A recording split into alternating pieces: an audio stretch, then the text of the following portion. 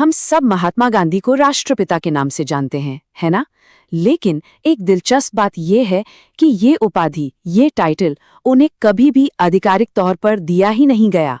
तो आज की इस पड़ताल में हम न सिर्फ इस सवाल की तह तक जाएंगे, बल्कि ये भी समझेंगे कि कैसे एक शर्मीला सा वकील दुनिया के सबसे बड़े साम्राज्य के सामने एक चट्टान बनकर खड़ा हो गया। तो चलिए कहानी में थोड़ा और गहरा उतरते हैं। हम उनके जीवन के उन खास पलों को देखेंगे, मतलब दक्षिण अफ्रीका के उस अनुभव से जिसने उन्हें बदल दिया, से लेकर भारत के स्वतंत्रता संग्राम में उनके नेतृत्व तक। और हाँ, आखिर में हम इस मशहूर उपाधि के पीछे की पूरी सच्चाई का पता लगाएंगे। देखिए, ये कहानी भारत से नहीं बल्कि दक्षिण अफ्रीका से शुरू होती है।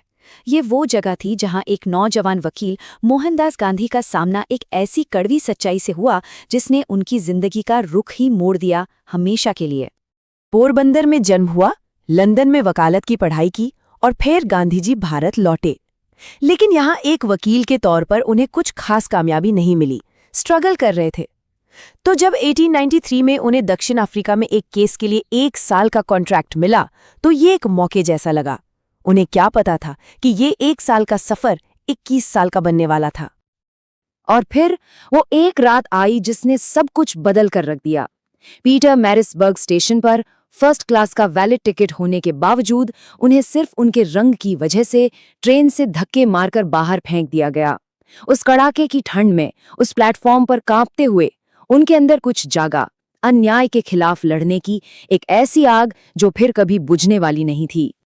भारत लौटने का ख्याल छोड़कर गांधी जी ने दक्षिण अफ्रीका में 21 साल गुजार दिए, और यही वो जगह थी, वो भट्टी थी जहां उनके राजनीतिक हथियार तैयार हुए।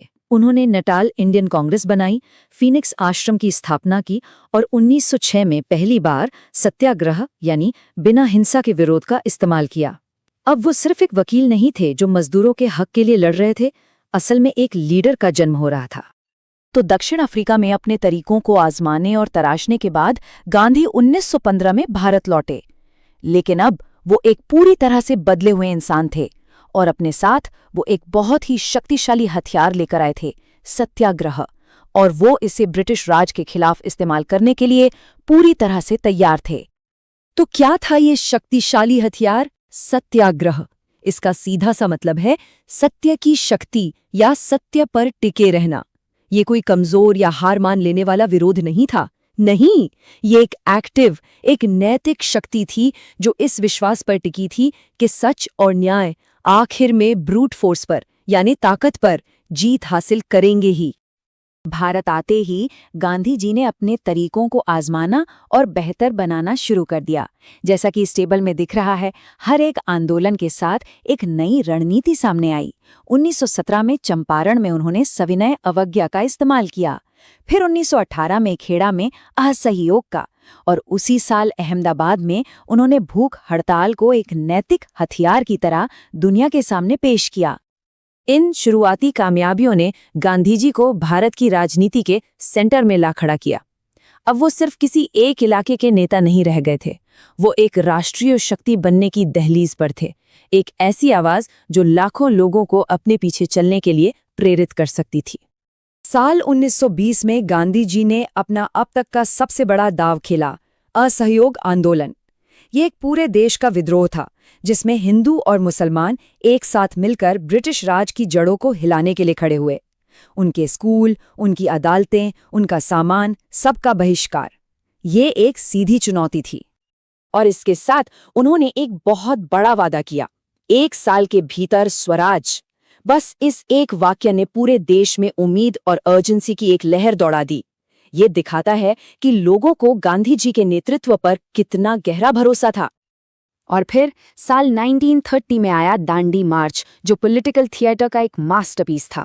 जरा सोचिए, एक 61 साल का इंसान 385 किलोमीटर पैदल चलकर समंदर तक जाता है और फिर पूरी दुनिया के कैमरों के सामने वो बस झुककर एक मुट्ठी नमक उठाता है, और इस एक छोटे से काम से वो ब्रिटिश साम्राज्य के सबसे ज्यादा दमनकारी कानूनों में से एक को तोड़ देता है। ये एक बहुत ही साधारण सा काम था जिसके मायने बहुत गहरे थे। 1940 का दशक आते आते दुनिया दूसरे विश्व युद्ध की आग में जल रही थी और इधर भारत में आज़ादी के लिए दबाव अपने चरम पर पहुंच गया था। अंग्रेजों को युद्ध में भारतीयों के समर्थन की जरूरत थी और ऐसे में आजादी की मांग को अब और टाला नहीं जा सकता था। और ठीक इसी नाजुक मोड़ पर गांधी जी ने भारत छोड़ो आंदोलन के लिए एक नारा दिया जो इतिहास बन गया, करो या मरो। संदेश बिल्कुल साफ था, अब कोई बातचीत नहीं, कोई आधे अधूरे वादे नहीं, सिर्फ और सिर्फ पूर्ण स्वतंत्रता। दशकों के संघर्ष के बाद भारत की आजादी अब बस कुछ ही दूर थी, लेकिन ये एक ऐसी जीत होने वाली थी जिसमें खुशी के साथ साथ बहुत गम भी था। एक ऐसी जीत जिसकी कीमत बहुत बड़ी थी और जिसने गांधी के आखिरी दिनों और उनकी विरासत को हमेशा के लिए गढ़ दिया। गांधी जी का पूरी जिंदगी का सपना एक अखंड आजाद भारत का था, लेकिन हकीकत एक बुरे सपने जैसी थी। देश का धर्म के नाम पर एक क्रूर बंटवारा।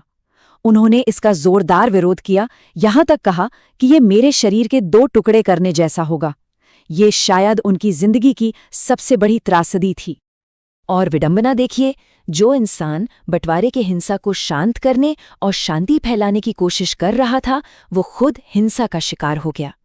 30 जनवरी 1948 को अहिंसा के उस पुजारी की एक हत्यारे की गोली से जान ले ली गई। उनके आखिरी शब्द हे राम एक प्रार्थना भी थे और एक राष्ट्र के लिए शोक भी। उनकी दुखद मौत के बावजूद गांधी की विरासत सिर्फ और सिर्फ बढ़ी है। रविंद्रनाथ टैगोर ने उन्हें महात्मा यानी महान आत्मा कहा। सुभाष चंद्र बोस ने उन्हें पहली बार राष्ट्रपिता कहकर पुकारा। उनकी सीख ने नेल्सन मंडेला और मार्टिन लूथर किंग जूनियर जैसे बड़े नेताओं को रास्ता दिखाया, जो ये साबित करता है कि उनका संदेश भारत की सीमाओं से कहीं ज्यादा बड़ा था। और ये बात हमें वापस हमारे पहले सवाल पर ले आती है। हाल ही में एक आरटीआई के जवाब से ये बात साफ हुई कि जो हम सब मानते आए हैं, उसके उलट राष्ट्रपिता की उपाधि भारत सरकार द्वारा गांधी जी को कभी भी आधिकारिक तौर पर दी ही नहीं गई। तो इसका मतलब क्या है? एक वकील जिसने अन्याय के खिलाफ आवाज उठाई, एक नेता जिसने एक साम्राज्य को चुनौती दी, और एक शहीद जो शांति के लिए कुर्बान हो गया। क्या वो राष्ट्रपिता की उपाधि का हकदार है? देखिए, ये कोई ऐसा टाइटल नहीं है जो किसी कानून की किताब में लिखा हो, बल्कि ये वो सम्मान है जो करोड़ों लोगों के दिलों में लिखा है। और अंत में इसका मतलब क्या है, ये तय करना किसी और को नहीं बल्कि